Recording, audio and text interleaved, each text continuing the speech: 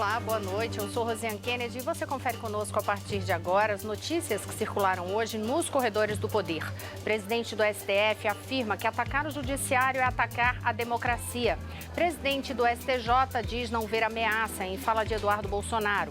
Tribunal Superior Eleitoral nega pedido para restringir o uso de WhatsApp nas eleições.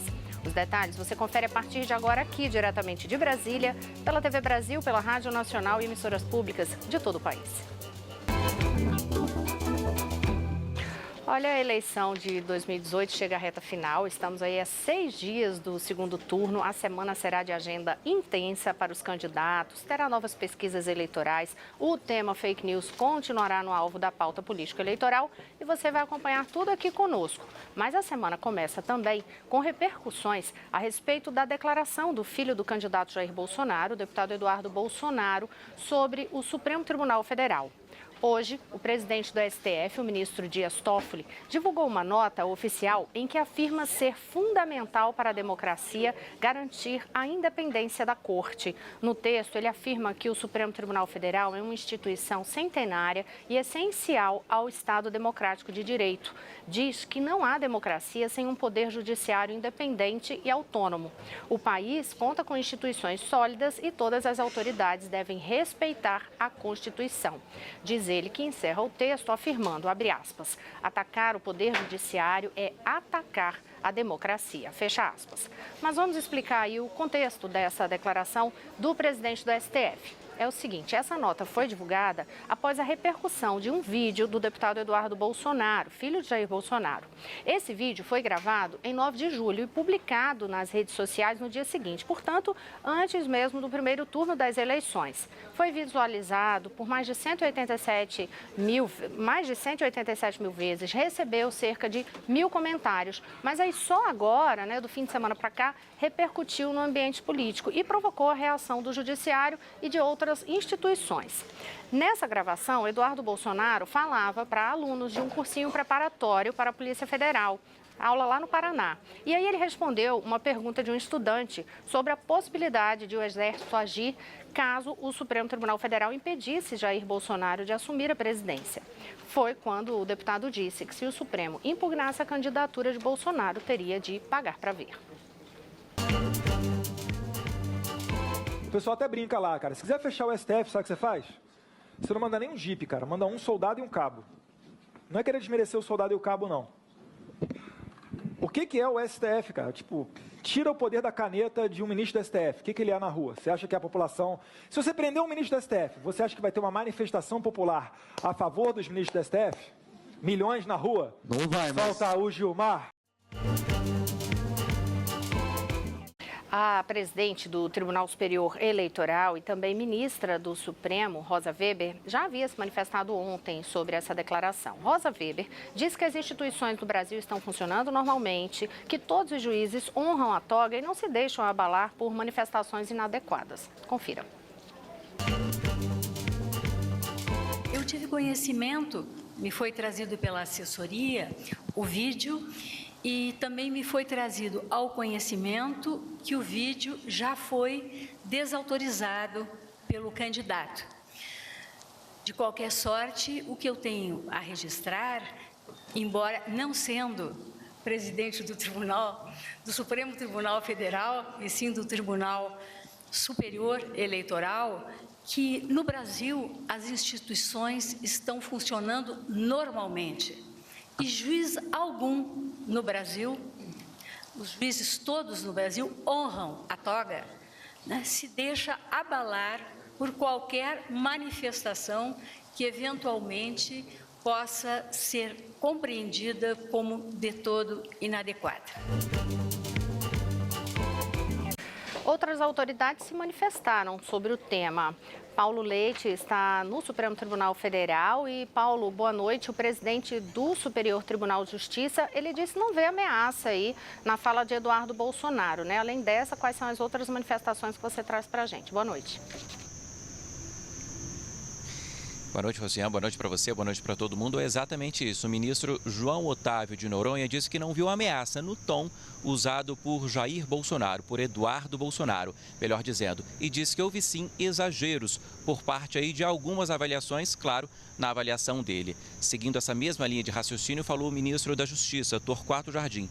Disse o seguinte hoje: é uma manifestação lamentável, mas eu só posso crer que tenha sido um arroubo de campanha, que não tenha nenhuma outra consequência. Na sequência, Torquato Jardim foi perguntado se existiria um risco à democracia por uma declaração como essa. Ele disse que não chegava a tanto. Bom, já aqui no Supremo Tribunal Federal, houve reações e houve muitas críticas. O ministro Marco Aurélio Mello, que é o segundo, que está há mais tempo aqui no Supremo Tribunal Federal, disse que faltou respeito à instituição. E o decano, o ministro que está há mais tempo aqui no Supremo Tribunal Federal, Celso de Mello, disse que a declaração é golpista e também inconsequente. Agora, a reação mais enérgica foi do ministro que está há menos tempo aqui no tribunal, o ministro Alexandre de Moraes, que chegou no ano passado. Ele também fez críticas às falas aí de Eduardo Bolsonaro e foi além. Disse que as declarações merecem ser investigadas pela Procuradoria-Geral da República. E por quê? Porque, em tese, na avaliação do ministro, essas declarações configuram crime contra a Lei de Segurança Nacional, que é o seguinte: incitar a animosidade entre as Forças Armadas e instituições civis. Rosiane, você. Obrigada, Paulo. O candidato à presidência, Jair Bolsonaro, também reagiu. Ele disse que não existe ameaça de fechar o Supremo, advertiu o filho e afirmou que eles têm todo o respeito e consideração aos poderes da República. Deu as declarações numa entrevista ao SBT. Confira. Eu já adverti o garoto, é meu filho, a responsabilidade é dele, tá? Ele já se desculpou, isso aconteceu há 4 meses, ele aceitou responder uma pergunta que não tinha nem pé nem cabeça e resolveu levar para o lado desse absurdo aí. Nós temos todo o respeito e a consideração com os demais poderes, e o judiciário, obviamente, é importante.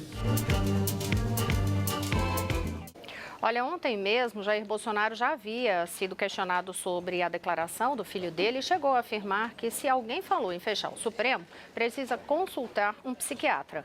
O deputado Eduardo Bolsonaro também se manifestou sobre o assunto após a polêmica. Pelas redes sociais, ele disse que nunca defendeu o fechamento do STF. Afirmou que respondeu a uma hipótese esdrúxula, na qual Jair Bolsonaro teria a candidatura impugnada sem qualquer fundamento, e disse que estou uma brincadeira que ouviu de alguém na rua. Eduardo Bolsonaro pediu desculpa pela declaração. Afirmou: se fui infeliz e atingi alguém, tranquilamente peço desculpas e digo que não era minha intenção, disse ele. Eduardo Bolsonaro avaliou ainda que o vídeo não é motivo para alarde. Ressaltou que tem a consciência tranquila e que o momento é de acalmar os ânimos, que muitas das vezes é inflado propositalmente para se criar uma atmosfera de instabilidade. E na mesma direção do que havia declarado o pai dele, ele afirmou que se alguém defender que o STF precisa ser fechado, de fato, essa pessoa precisa de um psiquiatra. E por falar em acalmar os ânimos nessas eleições, o ministro-chefe do Gabinete de Segurança Institucional, general Sérgio Etgoin, também ressaltou em entrevista coletiva que esta semana não deve ser vista aí como a véspera do apocalipse. Leandro Martins, nos estúdios da Rádio Nacional, tem os detalhes dessa declaração. Boa noite, Leandro, e bem-vindo à equipe de Nos Corredores do Poder. Boa noite, Rosiane. Obrigado. Pois é, o general Sérgio Etchegoyen falou numa coletiva ontem no Tribunal Superior Eleitoral sobre o clima polarizado no país. Ele disse que o Brasil não é país de radicalismos e que o Brasil sempre encontrou as convergências para um ambiente pacífico. Vamos ouvi-lo. Não podemos fazer desta última semana mais uma véspera de tantos apocalipses frustrados que vivemos. Afinal, na próxima segunda-feira, teremos todos os brasileiros, todos nós, um único presidente da República. Escolheremos democraticamente e que será obrigatoriamente o presidente da República de todos nós pelos próximos 4 anos. Se o momento é difícil, sempre o Brasil encontrou e a sua sociedade, ainda que sejamos juízes muito severos de nós mesmos, a forma, os momentos, as convergências para construir a conciliação necessária e a pacificação. Volto com você, Rosiane. Leandro, agora vamos conferir com Carolina Pimentel, editora da Agência Brasil, que está aqui ao meu lado, notícias da decisões aí, né, de várias decisões da Justiça Eleitoral. Boa noite, Carol. Uma delas diz respeito ao uso do WhatsApp nas eleições, que tem gerado tanta polêmica. Pois é, né, Rosiane? Boa noite para você, boa noite a todos. Bem, essa decisão foi porque é o seguinte, o Tribunal Superior Eleitoral acabou negando um pedido do PSOL para restringir o uso do WhatsApp durante esta semana até a conclusão do segundo turno das eleições. A decisão é do ministro Edson Fachin. Na representação, o PSOL pediu o seguinte, que a Justiça Eleitoral determinasse ao WhatsApp o uso temporário de um mecanismo para limitar o compartilhamento, encaminhamento e também transmissão de mensagens e o número de membros em novos grupos criados na rede. O partido reclamava da disseminação de notícias falsas por meio do aplicativo. Mas para o ministro Edson Fachin, no entanto, o PSOL não apontou fundamentos jurídicos suficientes para essa restrição do WhatsApp e tampouco apontou uma conduta ilícita praticada pelo aplicativo. Numa outra decisão, né, Carol, o TSE suspendeu uma propaganda do PT que relacionava Bolsonaro à tortura. Qual foi o entendimento do ministro que deu essa decisão? Essa decisão foi do ministro também do Tribunal Superior Eleitoral, Luiz Felipe Salomão. Ele entendeu o seguinte, que essa propaganda ultrapassou os limites da razoabilidade e infringiu também a legislação eleitoral. Ele avaliou que a peça televisiva tem um potencial para criar artificialmente na opinião pública estados mentais, emocionais ou passionais, o que é vedado pelo artigo 242 do Código Eleitoral. O ministro também, na avaliação dele, considerou um cenário conflituoso de polarização e extremismos, né, que a gente está observando aí nesse momento político atual e que a propaganda poderia criar na opinião pública esses estados passionais com potencial para incitar comportamentos violentos. Por isso, por meio de uma liminar, ele determinou que a coligação do candidato Fernando Haddad suspenda a exibição da propaganda que liga o candidato Jair Bolsonaro a práticas de tortura. Ainda de acordo com o ministro, essa propaganda reproduz um trecho do filme Batismo de Sangue, que apresenta fortes cenas de tortura e tem uma classificação indicativa do Ministério da Justiça para ser exibido após o horário do início da propaganda eleitoral, à noite, que começa às 8h30 da noite. Eu falo também de outra decisão, o seguinte, que o ministro Sérgio Banhos determinou que a UNE, que é a União Nacional dos Estudantes, retire do seu site oficial um manifesto contra a candidatura de Jair Bolsonaro e também um link que direciona o internauta para a página Bolsonaro Não no Facebook. O ministro atendeu a um pedido de campanha de Bolsonaro para que alegou o seguinte, que essas publicações são ilegais e criminosas por caracterizar uma propaganda eleitoral feita por pessoa jurídica, o que também não é vedado, não é permitido pelo Código Eleitoral. E a gente tem mais notícias, mais decisões do Tribunal Superior Eleitoral, mas quem tem essas informações é o Leandro Martins, por isso a gente volta para os estúdios da Rádio Nacional. Fala para a gente aí, Leandro, quais são essas outras decisões?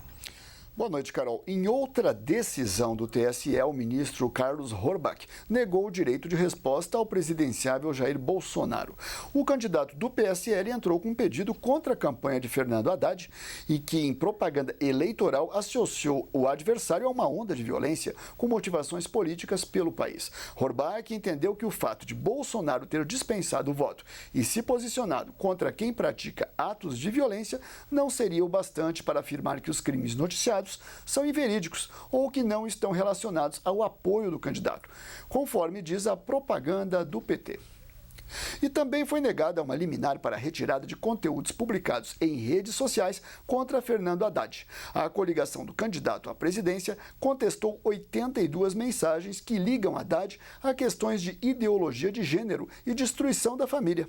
Para o ministro Luiz Felipe Salomão, a atuação da Justiça Eleitoral em relação a conteúdos divulgados na internet deve ser realizada com a menor interferência possível no debate democrático e que as redes sociais permitem o mesmo espaço para o questionamento e a contraposição pelos usuários da internet ou pelo próprio ofendido a respeito da veracidade do conteúdo divulgado.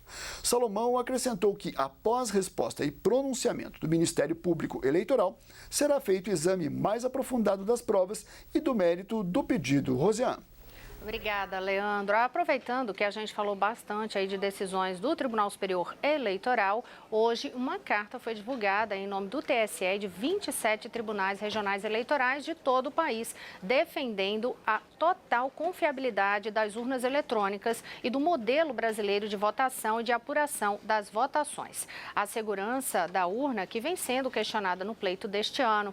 No dia da votação do primeiro turno, por exemplo, vídeos circularam nas redes sociais apontando supostas fraudes nas urnas que foram descartadas pela Justiça Eleitoral.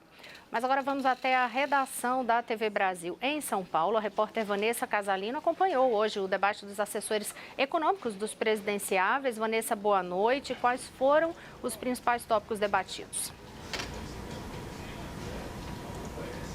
Oi, Rosiane, boa noite para você, boa noite a todos. Os dois assessores econômicos discutiram principalmente o caminho para retomar o crescimento da economia e a geração de empregos. Foi um evento aqui em São Paulo promovido por uma rádio. O assessor da campanha de Jair Bolsonaro defende as privatizações e um Estado mais enxuto. Ele afirma que o Brasil precisa superar problemas considerados básicos para que a economia volte a expandir. Acompanhe. Um Estado excessivamente grande, uma dívida pública que só vem crescendo nas últimas décadas e agora entrou numa trajetória explosiva e, ao mesmo tempo, uma redução da burocracia que hoje pune tantas empresas. Nós precisamos de um grande processo de enxugamento do Estado naquilo que ele é disfuncional, naquilo que recai sobre os ombros da população e uma ampliação daqueles serviços básicos que precisam ser prestados por um Estado moderno. Segurança, saúde e educação.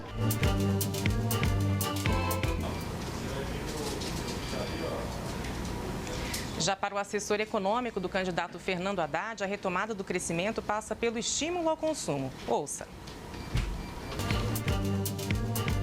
A maior parcela do PIB é o mercado interno, são as famílias consumindo com crédito, com renda e com emprego. Então você precisa reativar o circuito do emprego e da renda. Como?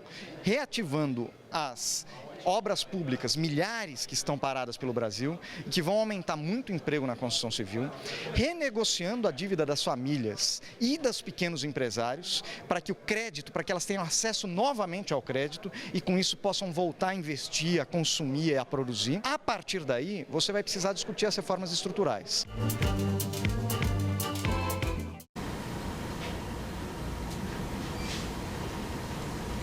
O assessor de Fernando Haddad defendeu ainda a necessidade de uma reforma do Estado para reorganizar a máquina pública, aumentando as possibilidades de investimento aqui no Brasil. Os dois destacaram ainda a importância de uma reforma tributária. O assessor de Bolsonaro disse que a redução da carga é importante para que a pequena empresa cresça por meio de um sistema tributário novo. Já o assessor de Haddad entende que uma eventual reforma tem de tornar a tributação socialmente mais justa, além de mais simples. Rosiane.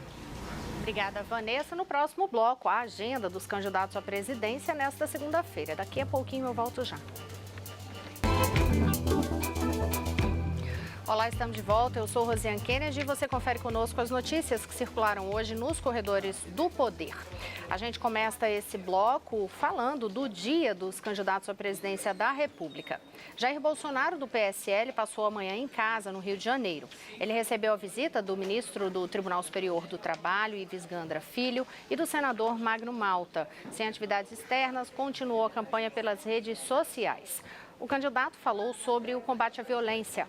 Bolsonaro disse que a violência no Brasil já passou da linha do absurdo há muito tempo e quanto mais recuamos, mais os criminosos avançam e eles sabem disso. Leis, normas e diretrizes colocam cada dia o cidadão mais vulnerável a quem quer praticar um crime, disse ele, que em seguida defendeu mudanças nas ações de defesa dos direitos humanos. Afirmou que somente transformando a cultura da defesa de direitos humanos, que defende somente o direito de quem não era para ter tal representatividade excessiva, é que iniciaremos o verdadeiro desenvolvimento social e econômico em nosso país. O candidato conclui dizendo que com uma presidência, o Congresso e demais órgãos públicos atendendo a essa demanda da população, sem dúvidas, todos ganharíamos. Em outro post, ele demonstrou otimismo com a possibilidade de vitória. Afirmou: estamos iniciando a última semana a caminho de, se Deus quiser, nossa nova independência. Vamos tirar o Brasil do vermelho e devolvê-lo aos brasileiros. O candidato do PT, Fernando Haddad, teve agenda hoje pela manhã em São Paulo. Ele visitou uma cooperativa de catadores de materiais recicláveis na zona oeste da capital paulista e defendeu investimentos federais para incentivar a reciclagem e acabar com os lixões. Ele disse que pretende acabar com os aterros sanitários e ilegais no país e se comprometeu a realizar o Natal com os catadores todo fim de ano.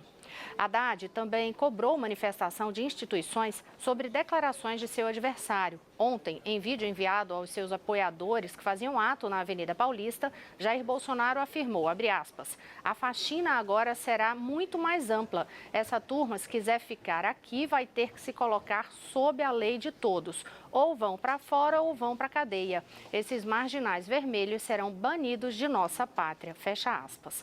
O candidato petista disse que as instituições precisam reagir a essa agressividade.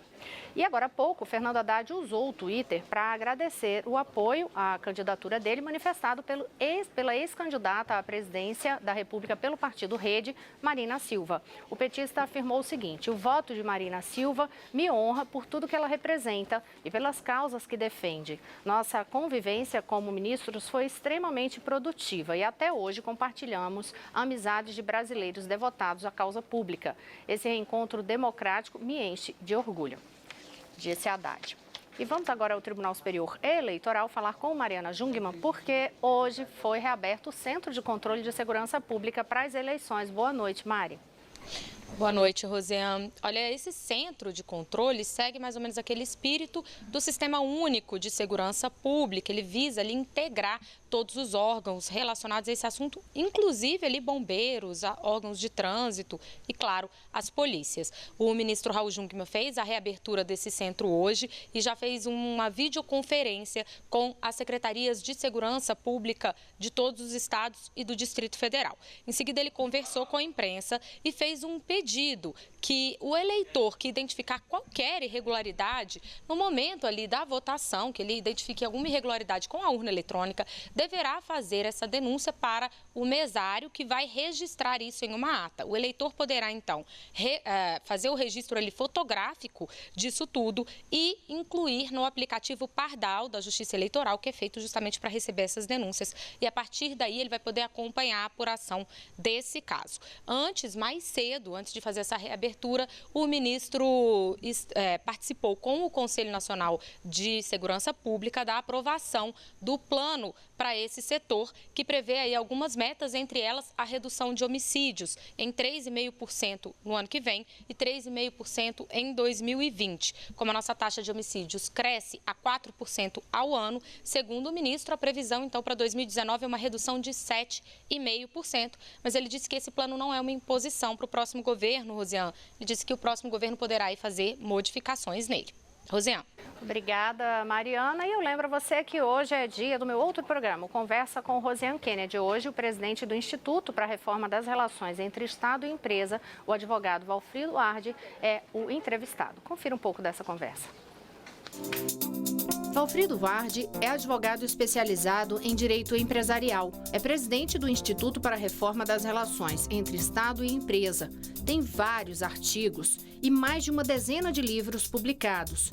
Acaba de lançar sua mais recente obra, O Espetáculo da Corrupção, como um sistema corrupto e o modo de combatê-lo estão destruindo o país. Nesta conversa, ele faz uma análise do momento atual do Brasil, defende a regulamentação do lobby pré- e pós-eleitoral e compara o combate à corrupção ao câncer. Diz que é preciso matar a doença sem matar o paciente. Construir uma usina hidrelétrica ou uma estrada ou um aeroporto não é ilícito, é importante para o país. Né? O que é ilícito é conseguir um contrato para fazer isso pagando propina para um político. Temos que nos unir para criar uma legislação e criar uma política de combate à corrupção que seja capaz de matar as células cancerosas e manter o paciente vivo. Às 9h15 da noite, uma última notícia, o Facebook derrubou hoje rede de páginas e perfis a favor de Jair Bolsonaro. Daqui a pouquinho, no Repórter Brasil, você confere os detalhes e os motivos. Até mais.